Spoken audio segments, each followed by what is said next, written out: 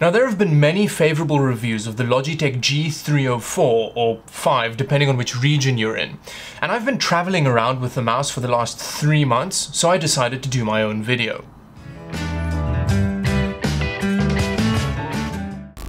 Now first things first, let's have a look at the actual build quality of the mouse. It's a very plain looking gaming mouse. It doesn't have any RGB on it or anything like that, and it doesn't scream gamer. It's kind of inoffensive, and honestly I think it's a really physically attractive mouse. It's well contoured, it fits in your hand really well. It is a bit small, but honestly I'm quite used to mice not fitting in my hand properly. But if you do palm grip, it may be an issue if you have bigger hands. The actual build quality is very plasticky, and you can feel that, you know, it's not the most well-made mouse ever. Honestly, it doesn't feel like it's going to break. And there isn't any more creaking in the body than there was the moment that I took it out of the packaging. So it's still holding up very well after quite a lot of heavy use. And then here you can kind of pull this back panel off, and then you've got the battery in here. It uses a normal AA battery, and honestly, its battery life is amazing. I've been using it for about 3 months now, and only yesterday did I replace the battery, so it's held up very well. It does come with a Duracell OEM battery, so that may be why the battery life out of the box is really good. Over here, it's got a spot for you to store the little USB dongle thing. The little dongle is very small, and it's kind of, it doesn't get in the way. Now, when looking at the actual buttons on the mouse, it's only got 2 extra buttons, and these buttons have a really nice clicky sound. Let's have a quick listen to what the buttons sound like.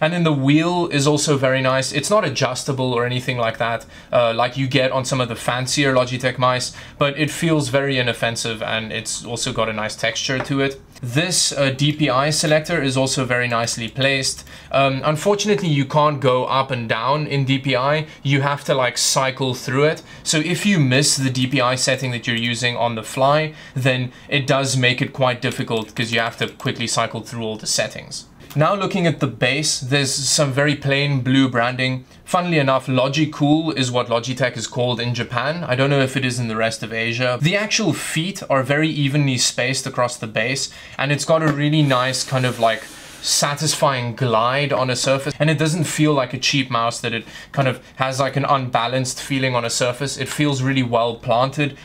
This button here is to switch it on and off, and I really like the kind of blue when it's on, red when it's off. Honestly, when it comes to battery life, again, I'm going to mention this mouse is amazing. I keep forgetting it on, and it doesn't seem to use any power if you're not using it. You don't have to worry about battery issues with it.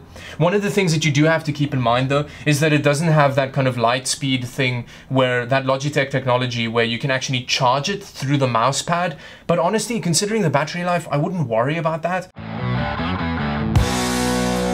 Now, what's this mouse actually like to use? In a word, it's really good. This is one of the cheapest proper wireless mice around. And what I mean by proper wireless mouse, it's not one of those things. It actually works for gaming. I couldn't feel a noticeable delay. Logitech software is really good. One of the first things that was a worry for me about the mouse was the gaps between the actual DPI selections.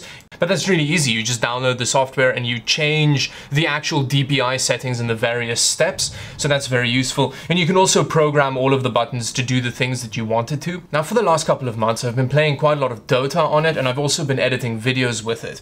And honestly, it performs really well for these applications. Dota isn't the most mouse dependent game ever, but it is the kind of thing where if I can feel a mouse has a delayed response, I'll refuse to use it, and this held up really well.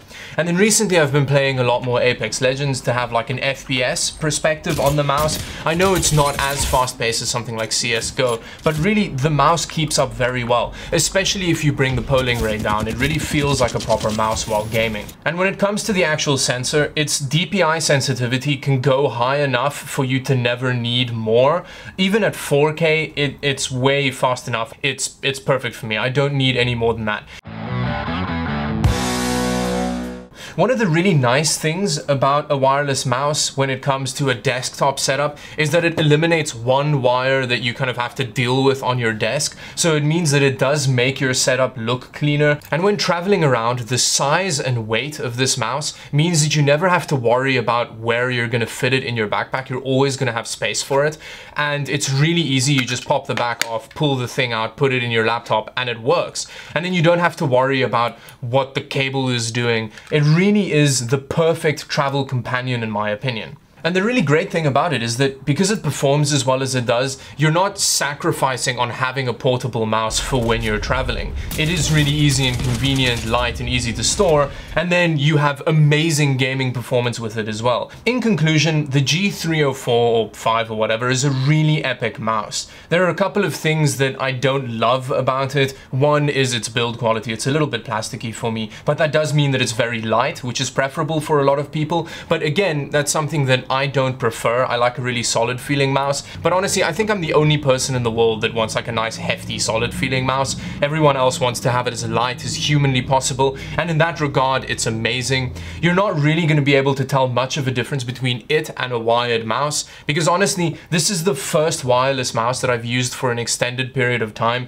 and I didn't ever feel like the tracking was off or like there was a delay in input. And with that, let me know in the comment section below what your experience is with recent wireless mice. If you think that you can tell a big difference between it and a wired version. I actually want to do a video comparing a wired and wireless version of an entry-level mouse. I'm probably going to do the Corsair Harpoon just to see if I can actually tell a difference. Anyway, with that, it brings me to the end of the video. Thank you very much for watching. If you like the video, do like and subscribe to the channel for more videos like this one. I've got a Twitter and Instagram account, so do follow me there if you want more Dawid Does Tech stuff. And yeah, until the next video, bye-bye.